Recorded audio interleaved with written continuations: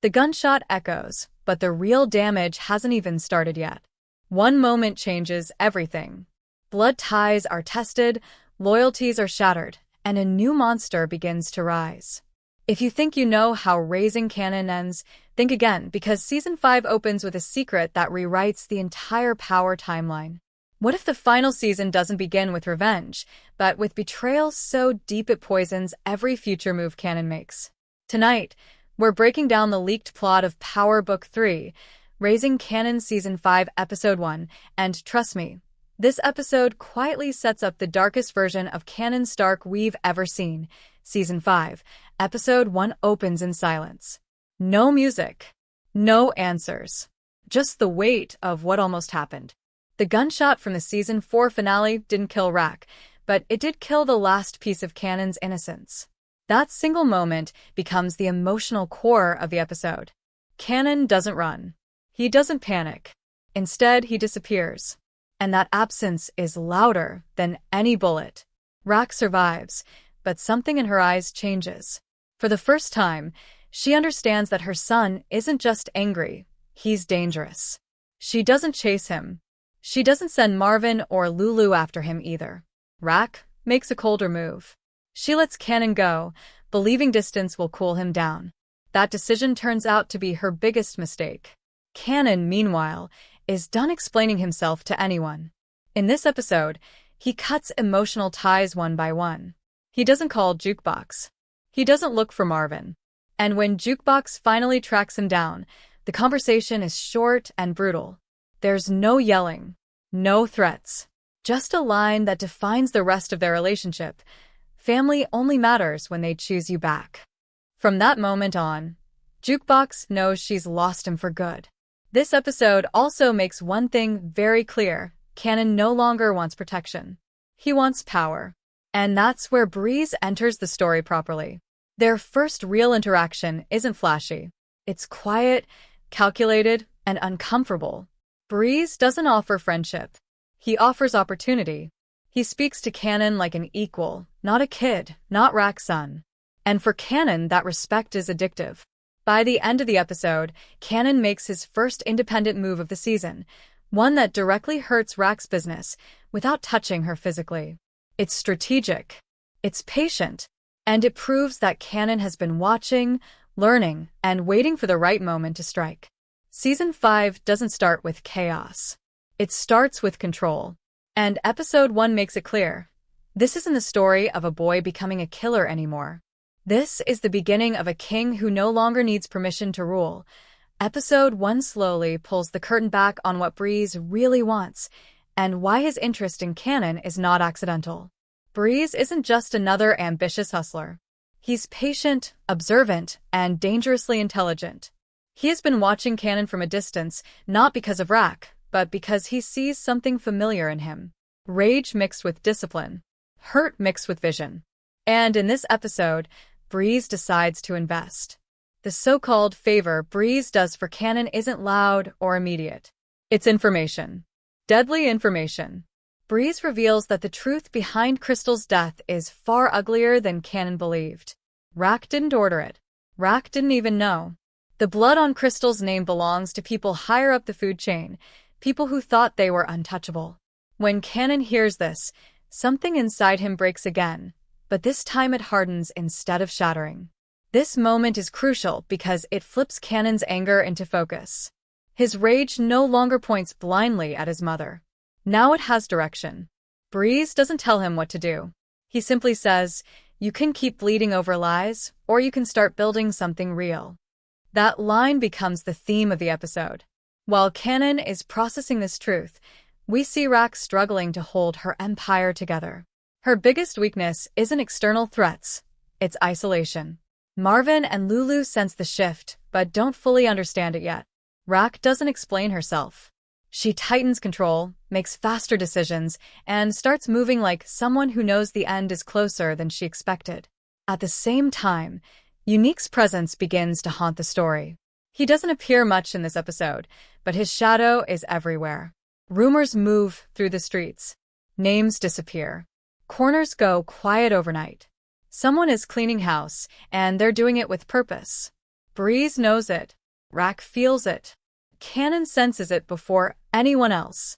By the end of episode 1, Kanan makes his choice. He accepts Breeze's offer, not as a follower, but as a partner in the making. No handshakes. No speeches. Just a silent agreement that both of them understand will end in blood, power, or both. The episode closes with Kanan standing alone, not looking back at his family, not looking forward either, just standing in the space between who he was and who he's about to become. Season 5, Episode 1 doesn't explode. It tightens. It sharpens. And it makes one promise very clear. Everyone who thinks they still control Kanan Stark is already too late. The final stretch of Episode 1 quietly sets up the endgame of raising Kanan. Not with explosions or bodies, but with alignment. By now, the chessboard is visible, and every major player has chosen a side, even if they don't realize it yet. Kanan fully steps into his new mindset in this episode. He doesn't talk about Rack anymore. He doesn't argue about the past.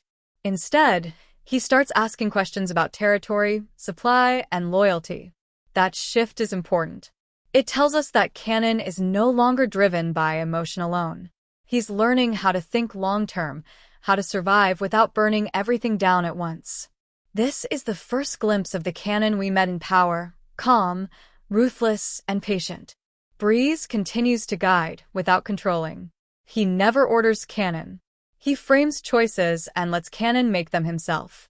This dynamic is key because it explains why Kanan will later respect Breeze so deeply. Breeze doesn't treat him like a soldier. He treats him like a future threat, and that respect binds them tighter than fear ever could. Meanwhile, Rack senses something slipping out of her hands. She doesn't know the details yet, but she feels the silence. The streets aren't talking to her the way they used to. Information reaches her late. Moves happen without her approval. For the first time, Rack is reacting instead of leading, and that terrifies her more than bullets ever could. The episode plants subtle but powerful seeds for what's coming. Marvin begins to notice strange patterns. Lulu feels like he's being boxed in. Jukebox watches everything, saying very little, slowly realizing that choosing sides may soon become unavoidable. And hovering over all of it is Unique, still unseen, still quiet, but clearly active. His revenge isn't rushed. It's methodical, and that makes him the most dangerous player on the board. The final moments of Episode 1 don't give us closure. They give us direction. Kanan stands at the center of a shifting power structure, no longer protected by family, no longer restrained by loyalty. Just before the episode ends, we understand one chilling truth. The war for Queens hasn't started yet, but the alliances that will decide it are already locked in. Season 5, Episode 1 doesn't ask whether Kanan will become a villain. That question is already answered. What it asks instead is far more dangerous. How many people have to fall before Kanan becomes untouchable? Episode 1 doesn't just start the final season of Raising Kanan. It quietly locks the future of the entire Power universe into place. Everything that happens here echoes forward into Power, Power Origins, and beyond.